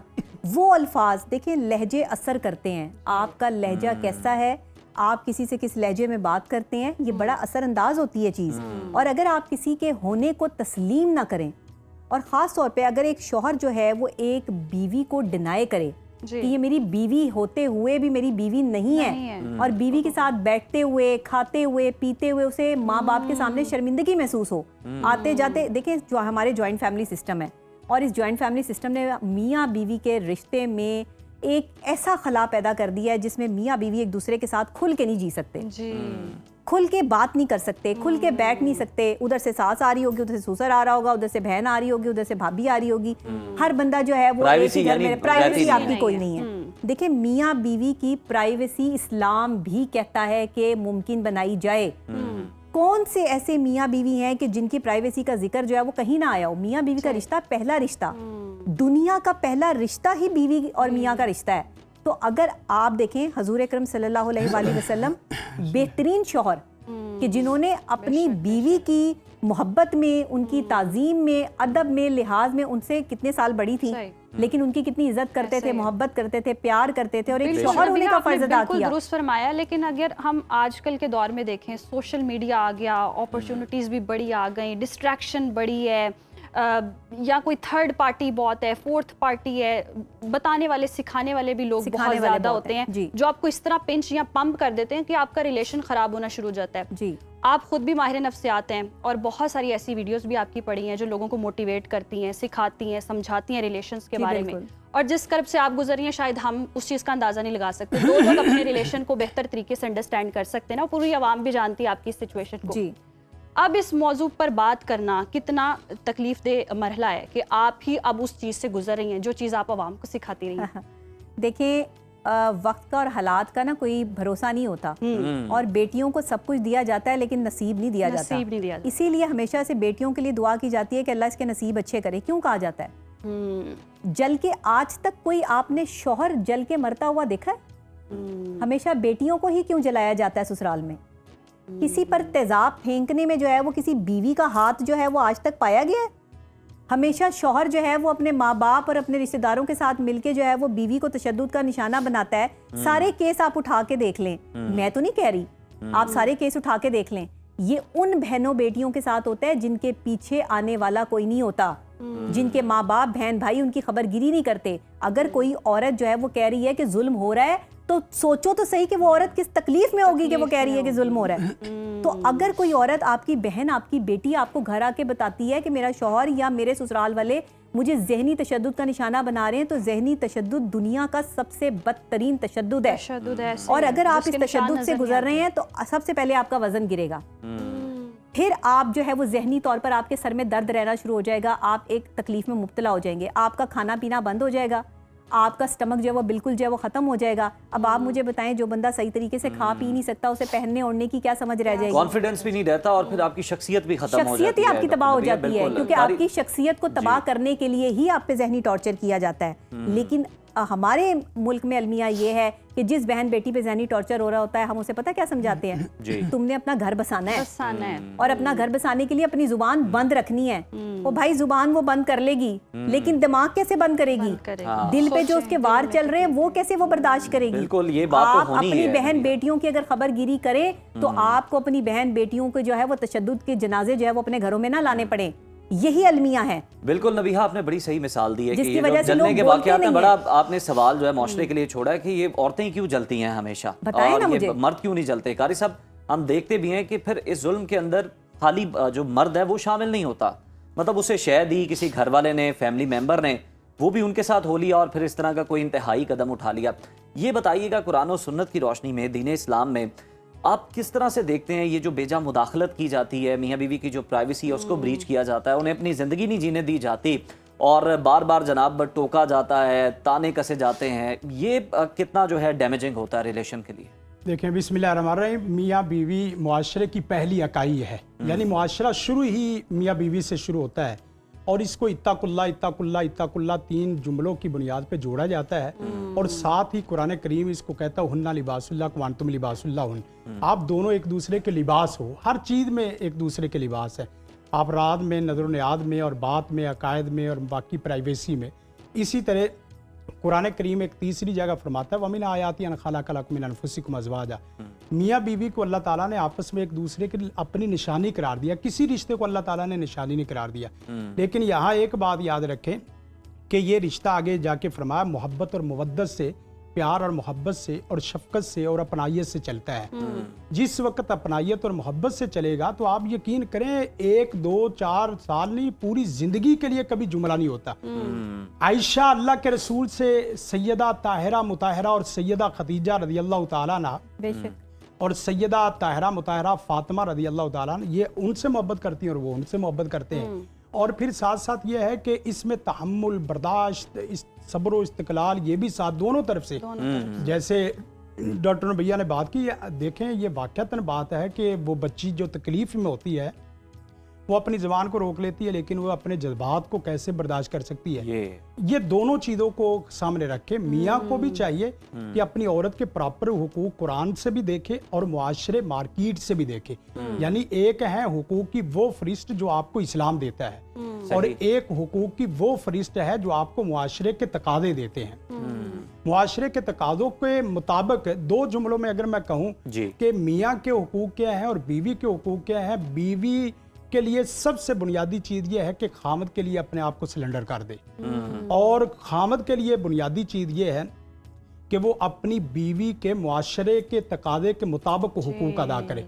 उसमें मुदाखलत किसी की इस तरीके से ना होने दे कि उसमें उनकी प्राइवेसी मुतासर होती हो, और इसी तरह उनकी निजी ज़िंदगी और इसी तरह दीगर मुआशरती ज़िंदगी मुतासर होती हो। और एक हदीस आती है ला ताअत लि मखलूक़िन फ़ी मासियतिल खालिक, खालिक की मासियत में किसी की कोई बात बड़ी नहीं है। हत्ता कि माँ बाप भी है, लेकिन माँ बाप को माँ बाप के दर्जे में रखे। मैं अगर जुमला बोलूं, एक नस्ली और असली इंसान जो खानदानी इंसान होता है वो माँ बाप को माँ बाप की जगह पे लेके चलता है और बीवी को बीवी की जगह पे लेके जाता है, तवाज़न करके चलता है, और उसमें कोई किसी किस्म का मसला नहीं। हाँ, अगर कोई बात ऐसी हो भी जाए जिससे मुदाखलत शुरू हो जाए और इख्तलाफ शुरू हो जाए तो कुरान करीम इस पहलू को भी तर्क नहीं करता। फरमाता है कि देखो, अगर तो आप आपस में एक दूसरे को समझ के चल रहे थे, अगर मामला इख्तलाफ का हो गया तो पहला उसूल देता है फायदुन्ना, एक दूसरे को तालीम और तरबियत और एक दूसरे को डायलॉग पे आओ, और डायलॉग इस तरीके से आए कि अपनी मजलिस में डायलॉग हो और उसमें फाम और तफहीम की तरज भी आओ। और दूसरा उसूल देता है फायदुन्ना वाहजुरुहुन्ना, थोड़ा सा बाइकाट करना सीखो। बाइकाट भी इस तरीके से नहीं कि मुआशरे के अंदर बाइकाट हो। बाइकाट ये है कि पहले अपना बेड उसकी एक करवट लैदा कर दो, दूसरी करवट लैदा, कमरा ना बदलो। यानी स्टेप्स हैं, ये नहीं कि आप इंतहाई कदम, आखिरी कदम आप पहले उठा लें। नबीहा, जिस तरह से हम बात भी कर रहे हैं कि कोई तीसरा शख्स आता है तो मामला खराब हो जाता है, तीसरे शख्स को आप ज्यादा कसूरवार समझती हैं, या फिर आपने बहुत सारे केसेस देखे भी होंगे इस तरह के, या फिर वो उस मर्द में मसला होता है जो कहते हैं ना कानों का बड़ा कच्चा होता है, कोई भी बात सुनी और उस पर अमल दरामद उसने करना शुरू कर दिया और खुद ही से उसने जो है वो डिस्टेंस क्रिएट करना शुरू कर दिया अपनी शरीके हयात के साथ। देखिए, मियाँ बीवी के रिश्ते को जो मर्द नहीं समझ पाता, अपनी बीवी के एहतराम और तकद्दुस का ख्याल जो नहीं रखता, वही बदलता है। दोनों पार्टनर में से जो कोई एक मुनाफकत पे उतर आए, देखिए कानों का कच्चा कौन होता है? ज्यादातर मर्दों को ही हम कानों का कच्चा कहते हैं कि मर्द जो है वो कानों का कच्चा होता है। मैं मर्दों की बड़ी इज्जत करती हूँ, करती थी, करती हूँ और करती रहूंगी। नबीहा, औरतों को भी कहा जाता है कानों की कच्ची हैं। औरतों की बात है, लेकिन औरत कानों की कच्ची होके भी क्या कर लेगी? कुछ भी नहीं कर सकती। लेकिन मर्द जो है वो फौरन अपना रवैया तब्दील करता है, जिसका असर जो है वो बीवी की जहनी सेहत पर पड़ता है। बीवी कहती कुछ नहीं, खामोश हो जाती है, बर्दाश्त कर रही होती है, रोती है, धोती है, उसकी सेहत खराब होना शुरू हो जाती है। एक शौहर जो है वो जब इधर से गुजरेगा, उसकी माँ जो है उसके कान में कोई बात डाल देगी, बहन ने कोई बात डाल दी, अब बाप ने कह दिया कि इस तरह से जो है वो करो, अब उसने वही इंप्लीमेंट करना शुरू कर दिया। अब बीवी को भी नहीं पता, किसी को भी नहीं पता कि शौहर को हुआ क्या है, लेकिन शौहर को पता है कि मैंने किसकी बात पर जो है वो अमल किया है। बिल्कुल दुरुस्त फरमा रही है, 2 लोगों का मामला है और 2 लोग ही बेहतर समझ सकते हैं। तीसरा शख्स वो चीज अंडरस्टैंड नहीं कर सकता। तीसरा बंदा जब भी आएगा ना, वो माँ हो, बाप हो, भाई बहन हो या कोई और, एक जुमला कहूंगा, देखिए डॉक्टर साहब अभी सामने है, मैं समझता हूँ हम इनके लिए दुआगो भी है, अल्लाह इनके दिल में भी उनकी मोहब्बत और उनके दिल में इनकी मोहब्बत जो है वो पैदा फरमाए। एक जो बुनियादी चीज है ना, देखें माँ अपनी जगह पे है और बीवी अपनी जगह पे। माँ समिति, मैंने पूरी जिंदगी उज़ैर को पाला पोसा और बड़ा किया है, मैंने इसके ऊपर पूरी अपनी मेहनत, तवानाई, एनर्जी लगाई है, लिहाजा उज़ैर को मेरा बेटा बन के रहना चाहिए और मेरा हक बुनियादी है। और बीवी समिति है, मैं उसके लिए अपना घर, अपने खानदान और अपने दोस्त और अपना मोहल्ला छोड़ के आई हूँ, लिहाजा मर्द मेरा होना। मर्द दरमियान में अगर समझदार हो तो फिर दोनों को लेके चलता है। बीवी अपनी जगह पे सच्ची है कि मियाँ को मेरा ही होना चाहिए, लेकिन माँ अपनी जगह सच्ची है। उसने भाई वो तकलीफें, बीवी ने तो तकलीफें भी बर्दाश्त की हैं, लेकिन माँ ने जो तकलीफें बर्दाश्त की है वो तकलीफ भी तो बहुत बड़ी है। हाँ, उसमें यह है कि दोनों को इस तरीके से लेके चले कि कुछ चीजें ऐसी हैं कि डायलॉग में और कुछ चीजें ऐसी रात की तहज्जुद में दुआ करनी शुरू कर दे। मेरे पास एक औरत आई, कहने लगी कि मेरा खामद मेरे साथ बड़ा ज्यादती करता है, बाकी इस तरह वजीफा। मैंने कहा देखे, मैं आपको तवज्जो से 2-3 महीने वजीफों पे लगा सकता हूँ, लेकिन एक मसला है, आप अगर अपने मसले को हल करना चाहते हैं, एक बहुत सादा वजीफा है और अभी ये हल हो जाएगा। वो कहने लगी क्या है? मैंने कहा अभी मोबाइल पकड़ो, आपके पास अपने मियाँ का नंबर है, अपनी दीगर का नंबर, उनको अपना मोहब्बत भरा एक मैसेज कर दो कि हमारे दरमियान में जो हुआ है नहीं होना चाहिए। तो मैं आपको वजीफों पे लगाऊंगा तो पैसे भी लूंगा। आपके वजीफों की तरफ भी आएंगे। मेरे पास ऐसे बहुत सारे सिचुएशंस हैं जिन पर वजीफे मैं पूछना चाहती हूँ, स्पेशली नबीहा आपकी जानिब भी आऊंगी। जिस तरह से हमने सारा सिनेरियो देखा, हमारी आंखों के सामने हुआ, आप हमारे प्रोग्राम में थी, दावत भी दे के गई निकाह के हवाले से, मौलाना साहब ने आपका निकाह पढ़वाया, सबके मसाइल नबीहा बताती हैं, हमें पता है, बहुत वोकल, बहुत वाइब्रेंट पर्सनालिटी और बड़ा पॉजिटिव डिस्कशन करने वाली भी। वहीं एक ऐसी, अब सोशल मीडिया डिस्कशन करनी पड़ेगी, कुछ ऐसी वीडियोस भी गुजरी जिन पर बहुत क्रिटिसाइज भी किया जा रहा है कि नबिया ने कहा आदमी की गालियां भी सुन लेनी चाहिए, तो गालियां सुनकर बर्दाश्त भी करना चाहिए, आदमी गाली भी दे दे तो औरत को बर्दाश्त करना चाहिए। तो ये सारी सिचुएशन कैसे, मैं तो बताते हुए मैं बड़ी सरप्राइज हूँ कि कैसे बदल गई 2 महीने में। और ये इसको कितना आप वजह करार देंगी कि पब्लिकली जितनी चीजें हो जाती हैं वो फिर मेस्ट बहुत हो जाता है शादी। अच्छा, मैं देखिए, पहली बात तो ये कि जो घर के मामलात हैं वो घर के की हद तक जो है वो रहने चाहिए, पब्लिक तक आने नहीं चाहिए। लेकिन अगर वो किसी वजूहात की बिना पर पब्लिक पर आ गए तो पब्लिक को भी ये सोचना चाहिए कि एक औरत अगर जो है वो किसी तकलीफ या अजियत से गुजर रही है तो कम से कम उसका साथ दें, ना कि उस पर मीम्स बनाएं, ना कि उसके खिलाफ जो है वो साजिशें शुरू कर दें, ना कि उसका घर तोड़ने के लिए जो और तमाशे करें, या कहें कि ये कोई प्लांटेड गेम थी, ना तो ये कोई प्लांटेड था, ना किसी को पता था। अब आप यहाँ पर शो कर रहे हैं, लाइव हम जा रहे हैं, हम इस टाइम आपने मुझसे क्वेश्चन किया है, और अगर मैं किसी तकलीफ या अजियत में किसी सिचुएशन में हूँ और मैंने उसका जवाब जो है वो उस अजियत या उस तकलीफ से दे दिया है, और आप मेरी दोस्त हैं, आप मुझसे मोहब्बत करती हैं, तो आप तड़पेंगी क्या नहीं तड़पेंगी? आप कहेंगी कि मेरी दोस्त इस अजियत से गुजरी थी, उसने कभी बताया ही नहीं, और वो एक पब्लिक फिगर है। नबीहा, मैं तड़पूंगी लेकिन आपको एडवाइस सही दूंगी, ऑफ कैमरा को एडवाइस दूंगी, लेकिन ये जो जिस तरह से हुआ ना, आपको नहीं लगता ये हाइप हो गई और मामला ज्यादा बिगड़ रहा है? वो हाइप क्रिएट उस तरह से करनी नहीं थी, ना किसी को पता था कि इसकी हाइप जो है वो बनानी है या क्या करना है, ना ही इस शो के बारे में कोई पहले से जो है वो बात हुई। नबीहा, जो पहले नहीं हुई लेकिन जो बाद में हुई है वो भी तो सबके सामने है ना, कि किस तरह से ठट्ठे लगाए गए, कहके लगाए गए। नहीं, वो मैं आपको बता रही हूं, मैं आपको क्लियर करती हूं। ये जो ऑडियो लीक का मामला है, डॉक्टर नबीहा बतौर फर्द भी, बतौर खानदान भी, और बतौर इदारा और बतौर सोशल वर्कर जिंदगी बसर कर रही है, इनको सबसे पहले बताते खुद इस तरीके से लेना चाहिए। एक बंदा था, वो साहब देखता है कि खुदकशी बड़ी आराम है, बड़ी हराम है, और ये नहीं होनी चाहिए, और उसमें उसने लिखना शुरू कर दिया, लिटरेचर देना शुरू कर दिया, बयान देने शुरू कर दिया, आखिरकार खुद कशी कर गया कि ये लोग नहीं बाद आएंगे। इस तरह मैं कहता हूँ डॉक्टर नबीहा को नहीं आना चाहिए। ऐसे ही है, अपने आप के ऊपर असाइनमेंट लेके, अपने ऊपर कुछ एक स्क्रिप्ट लिखे, एक क्लिप बनाया कि मुझे इस कजिए से कैसे निकलना है। देखें, सब्र बताना कुछ और है, सब्र करना कुछ और है। हाँ। ये दोनों चीजों को सामने रख के मैं सच्ची बात है, देखें एक जुमला देखें, मैं हम लोग ना प्यार मोहब्बत की तरफ ना झूला झुला रहे हैं लफ्जों में ना, क्यों? इसलिए कि हमें 2 घर बनते हुए बस सुलह खैर फरमा के, सुलह खैर ही खैर है, उसमें खैर। एक जुमला और, अल्लाह के रसूल सल्लल्लाहु अलैहि वसल्लम के पास जिस वक्त आए लोग मक्का में, जिस वक्त सुलह का मैसेज आना शुरू हुआ, फरमाया कि अल्लाह के रसूल आप कैसे इनकी बातें बताएंगे, भुलाएंगे? इन्होंने आपकी बेटी को बच्ची मार के वो शहीद कर दिया, आपके चचा को इन्होंने किस तरह शहीद किया, आपके ऊपर इन्होंने किस तरह जेर फेंका। अल्लाह के रसूल ने फरमाया कि सुलह इतना बड़ा अमल है कि ये लोग मेरे से कुछ लेके भी सुलह करें ना, तो मैं सुलह करने के लिए तैयार हूँ। मेरा ख्याल है कि इसको समेटने की तरफ आना चाहिए। मिसालें जो हैं बड़ी जबरदस्त। नबीहा, आप अपना कमेंट मुकम्मल कीजिएगा। हाँ जी, ऑडियो लीक का जो मामला है ना, ये जो अभी ऑडियो लीक हुई है, उस वक्त इतनी टेंशन क्रिएट हो चुकी थी सेट पर, सब लोग जो है वो अफसुर्दा थे, और वहाँ से जो फिजा है वो निकल चुकी थी। मैं कोई 10-15 मिनट वहाँ बैठी हूँ गाड़ी के लिए, तो जब मैं वहाँ पे बैठी हूँ तो वो सारा जो है वो हॉल खाली हो चुका था, वहाँ पे कोई नहीं बैठा हुआ था। उस टाइम की कोई ऑडियो लीक नहीं है ये किसी और जो है वो शो की ऑडियो लीक है, जिसके हवाले से जो है वो बात की जा रही है कि मेरी उस वक्त नबिया से जो पहली मुलाकात हुई थी, ये कोई और बात है। ये इस बात को इस बात के साथ लेकिन कनेक्ट किया जा रहा है। जो उस ऑडियो का कंटेंट है, वो उस ऑडियो का कंटेंट है वो रिलेटेबल है उस वाकये के साथ। या तो वो लगता है ब्रेक में बात हुई है, क्योंकि डॉक्टर साहब का भी उसमें तस्करा हो रहा है, सर पे हाथ रखने की भी बात हो रही है, वो जब बात हो रही है ना, मौजूद है। भाई प्रोग्राम खत्म हो चुका था। देखिए मैं लाइव प्रोग्राम में ब्रेक नहीं थी, डॉक्टर नबिया से और हारिस को, जानबूझ के जो किया गया, मैं दोनों के जज्बात को भी समझता हूँ और उनके शऊर को भी समझता हूँ, और मैं चैलेंज करता हूँ कि ये कितने अपने आप को दिलेर और कितने अपने आप को समझदार कहते हैं। हारिस को भी चैलेंज करता हूँ कि आप एक मैसेज में मसला खत्म कर सकते हैं, और अगर आप हमारे दरमियान में ले आएंगे ना, हम आपको पतंगर बना देंगे। यानी दोनों चीजें ना इस तरह की, आपके अंदर हिम्मत है तो आप उनको मैसेज करके, और उनके अंदर हिम्मत है तो एक मैसेज से मसला जोड़ा जाए।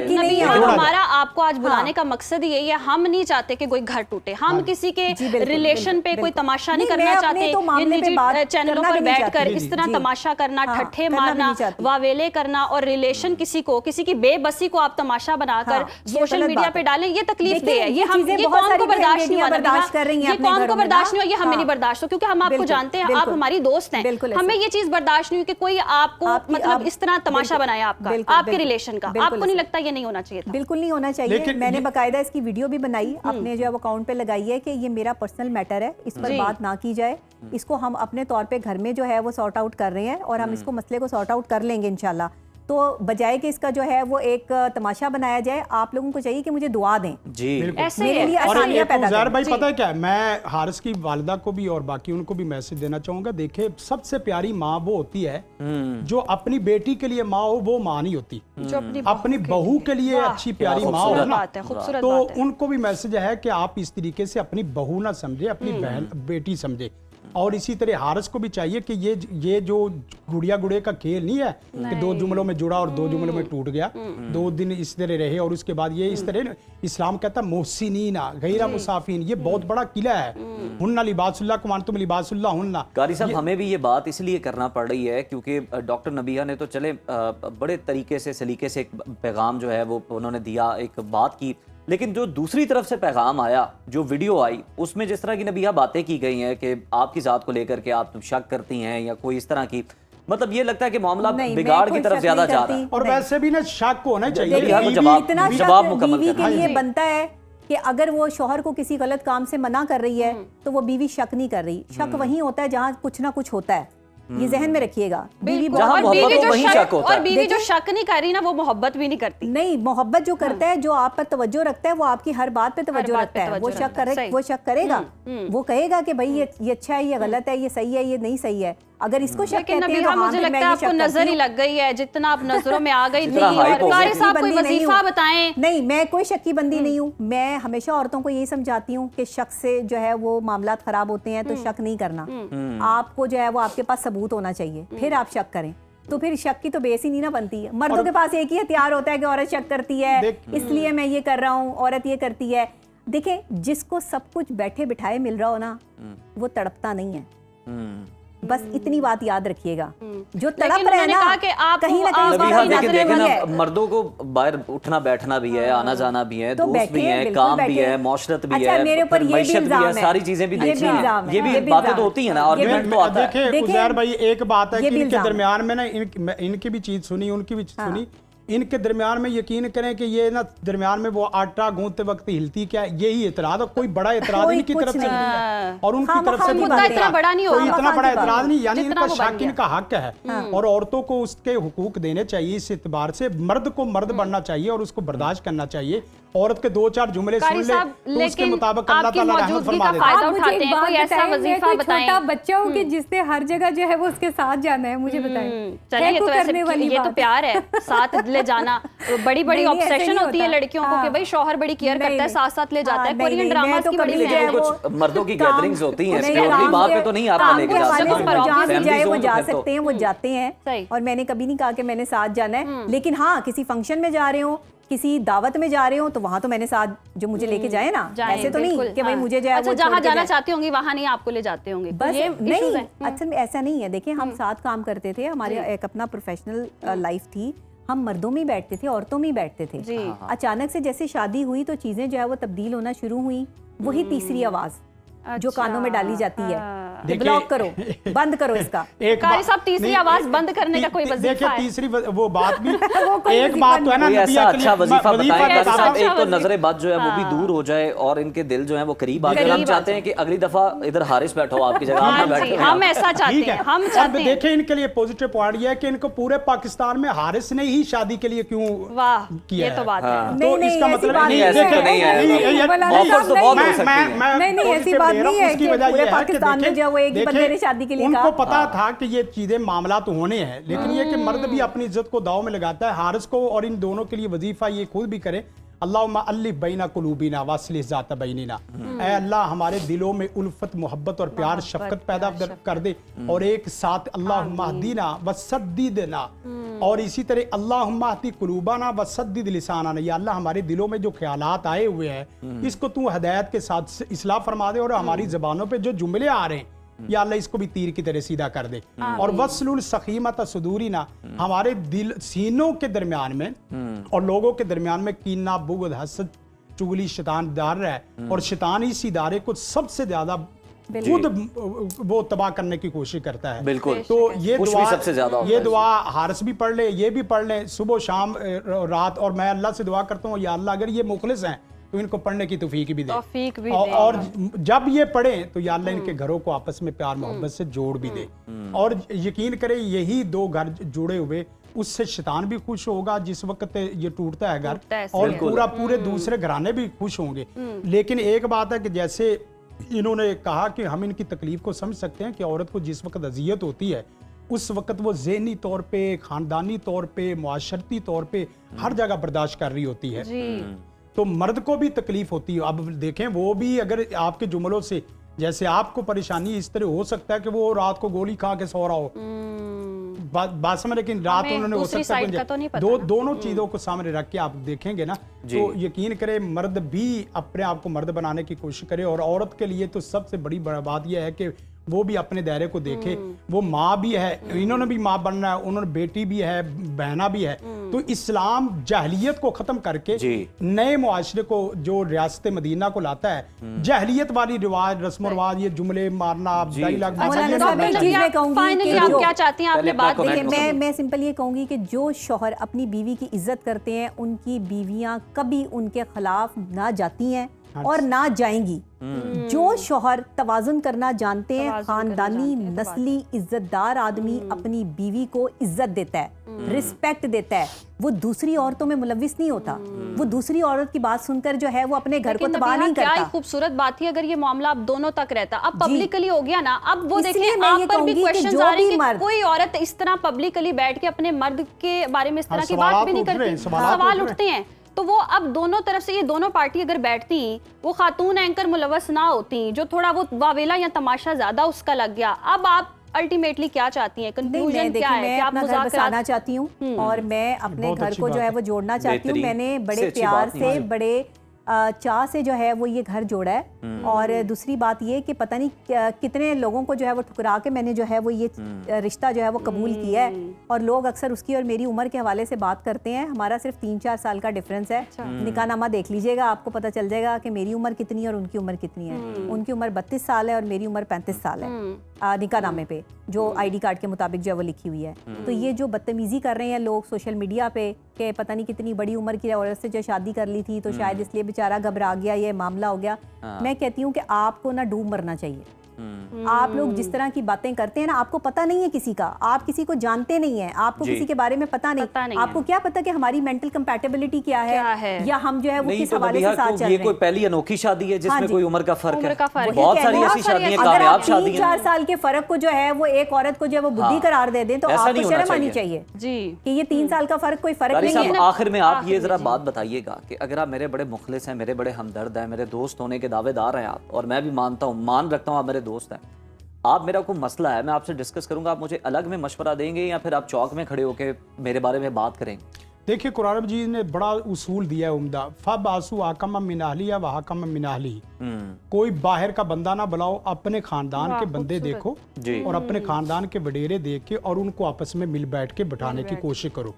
और जब वहाँ मिल बैठेंगे तो वहाँ मैं समझता हूँ कि एक साहिब इसी तरह परे पंचायत वाला 2 खानदानों के दरमियान कहने लगा, अभी देखें उसने जुमला बोला इसी तरह, कहने लगा कि मैं गंदा, वो गंदा, ये गंदा, सारा जहान गंदा है, आप ही अच्छे चंगे बन जाए। तो आप यकीन करें वो अपनी बेटी को भेज नहीं रहा था, एक जुमले में उसने परे पंचायत खत्म कर दी और कत्लो गारत की दुश्मनी जो वो खत्म हो गई। तो होना ये चाहिए कि मियाँ बीवी तो है ही बंद कमरे में गुफ्तगू करने का नाम, और भी इसी के औरत का मतलब ये है कि वो अपने आप के तमाम मसाइल, लेकिन जहाँ पे कमरा लॉक करने की भी इजाजत ना हो वहाँ पे भी तो मसाइल हैं ना। नहीं, जहाँ पे जो है वो औरत जो है वो बड़ी मुश्किलों से आगे बोली हो और मर्द रोजाना जो है वो जाके शिकायत लगाता हो कि ये गलत करती है, वहाँ बंदा क्या करे ये भी बता दें। एक बात क्या कहता है इस मामले डॉक्टर नबिया, एक बात तो है कि शादी हंसते खेलते साल तो निकल जाती होती है।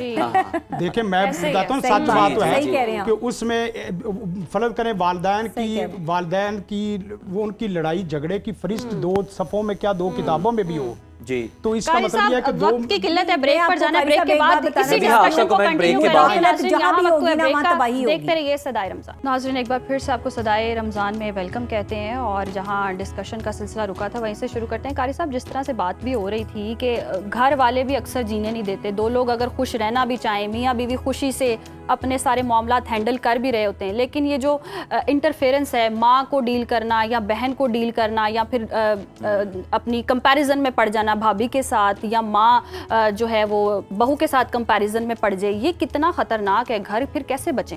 देखिए हमारे यहाँ हमारी ये रवायत प्रीत है कि जिस वक्त भी बेटी घर से निकलती है ना, उसे 2-3 बातें बुनियादी समझाई जाती है। एक तो ये कि अपने मियाँ को अपनी मुट्ठी में रखना है। मियाँ अगर मुट्ठी में है तो आप यकीन करें बाबा मामा जो मर्जी गेम करते रहे कुछ भी नहीं होता।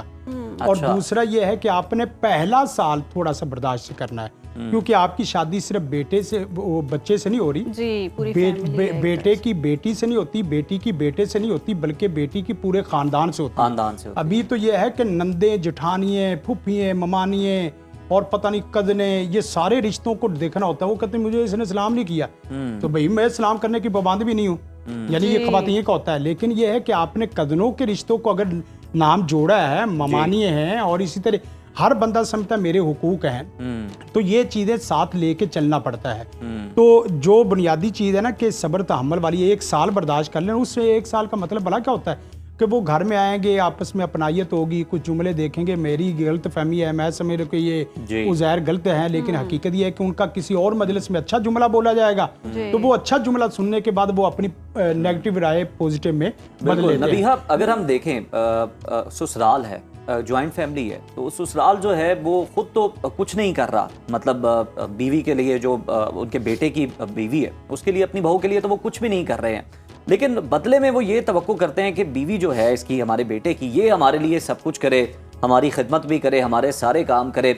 ये रिश्ते के लिए कितना जहर कातिल होता है, ये सोच, ये जो दिमागों में पाई जाती है। देखिए मियाँ बीवी का रिश्ता ना मियाँ बीवी का रिश्ता होता है। मौलाना साहब फरमा रहे थे कि जी सारे जो है वो यहाँ पर एक लड़की का जो रिश्ता बनता है वो एक लड़के से नहीं बल्कि पूरे खानदान से जुड़ता है। ये हमारे यहाँ का अलमी है, ये पाकिस्तान का अलमी है कि यहाँ पर जो शादी है ना, जो शादी होती है ना, आपको पूरा खानदान देते ही है कि जो है वो बेटी जा रही है। लेकिन शरीयत ये भी तो कह रही है ना, इस्लाम ये भी तो कह रहा है कि ये फर्ज नहीं है उस औरत पे। अगर ये बड़ा कर रही है, फर्ज वाली नहीं, ये गलत बात है। कर रही है उसमें ना पता है क्या फर्ज वाली ना, ये नुक्ता खाम मीडिया में चल गया, मीडिया में खाम बात चल गई है कि माँ बाप जो ससुर होता है उसकी फर्दवादी बात नहीं होती।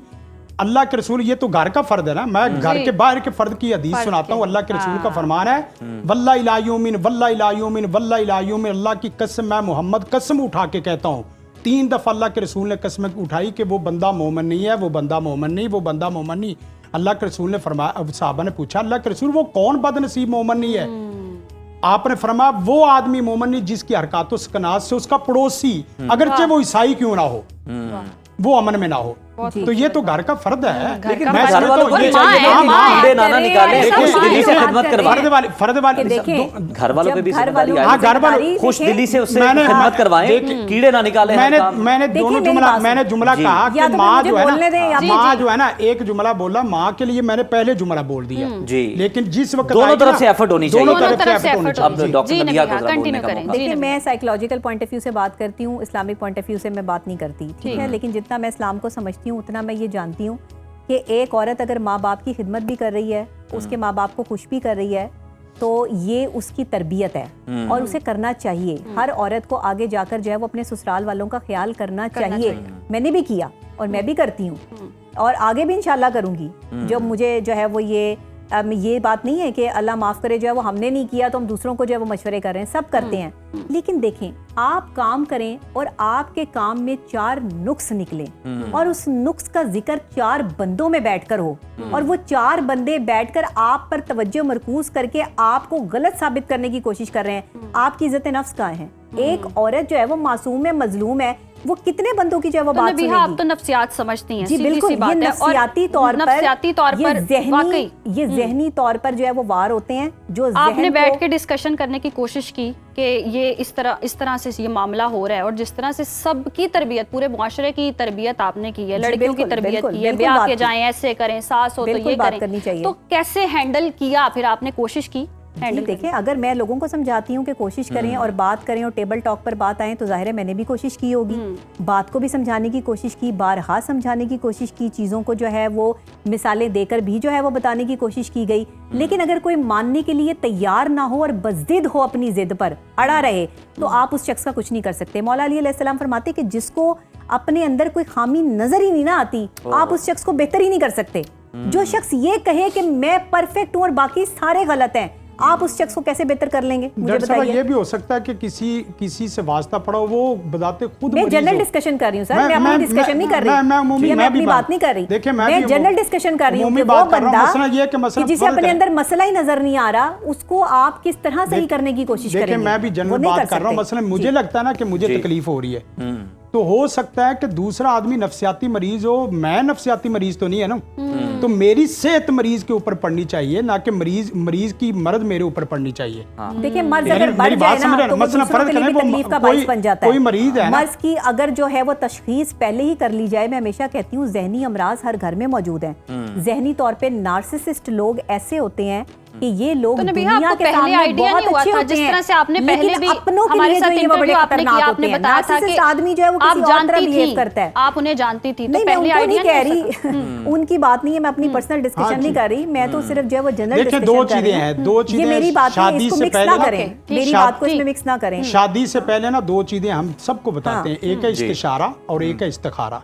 इस्तिशारे का मतलब यह है कि उसके माला माला पूरे इलाके को विजिट करो और देखो कि वो बच्चा जिस इलाके में जा रहे हो, वो इलाका मेरे लिए कैसा है, वो घर मेरे लिए कैसा है, वो खानदान मेरे लिए कैसा है। खानदान में माँ बाप तो पहली बुनियादी चीज है ना, तो ये चीजें, और उसके बाद इस्तिखारा करें। तो ये तमाम चीजें मेरा ख्याल है कि इन्होंने की भी होंगी, क्योंकि मौलाना साहब ने इनको वो निकाह पढ़ाया है, तो मौलाना साहब ने लाजमी बात है उन्होंने कुछ चीजें बताई होंगी कि इस्तिशारा इस्तिखारा।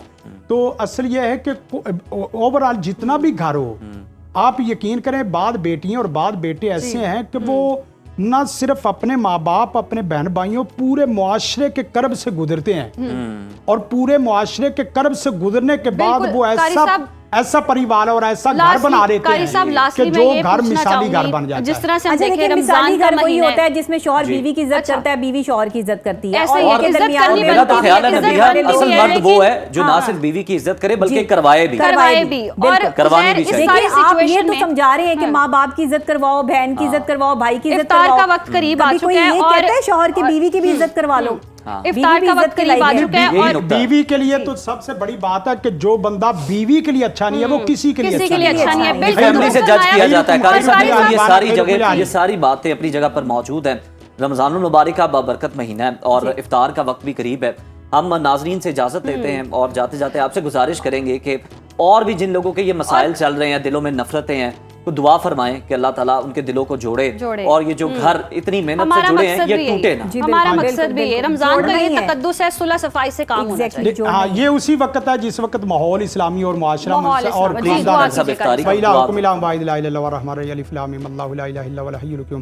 अल्लाहुम्मा सल्ली अला मुहम्मद व अला आलि मुहम्मद कमा सल्लैता अला इब्राहीम व अला आलि इब्राहीम इन्नका हमीदुम मजीद।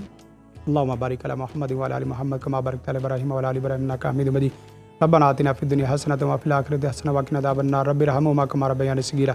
मौला जितने भी मुसलमान उनके आपस में प्यार मोहब्बत उल्फत शफ़क़त पैदा फरमा दे। ए रब रहमान, जितने भी मियाँ बीवी के इस तरह के घराने घर हैं, मौला करीम उनके आपस में शफ़क़त उल्फत पैदा फरमा, आपस में हसद कीना बुग़्ज़ उसको दूर फरमा और खुशी खुशी इस्लाम कुरान सुन्नत के मुताबिक ज़िंदगी बसर करने की तौफ़ीक़ अता फरमा। हमें अपने ख़ानदानों को, अपने घरों को, अपने तमाम मामलात को कुरान और सुन्नत के मुताबिक चलाने की तौफ़ीक़ अता फरमा। मौला अगर कोई परेशानी हो जाए, इख्तिलाफ़ हो जाए, ए रब रहमान तो अपनी ख़ास रहमत फ़ज़ल करम उन घरों में और उन बेटियों के ऊपर नादल फरमा जो बेटियाँ परेशान हैं।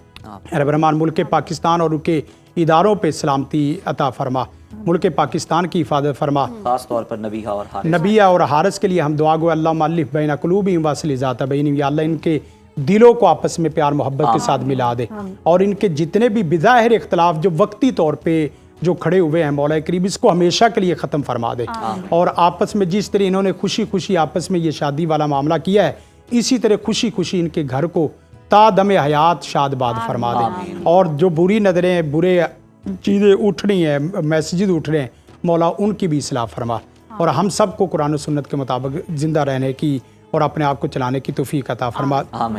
रब्बना तक़ब्बल मिन्ना इन्नका अंतस समीउल अलीम व तुब अलैना इन्नका अंतत तव्वाबुर रहीम व सल्लल्लाहु तआला अला खैरि खल्क़ि मुहम्मदिन व आलिहि व सहबिहि व अला आलि बैति अजमईन बिरहमतिका या अरहमर राहिमीन।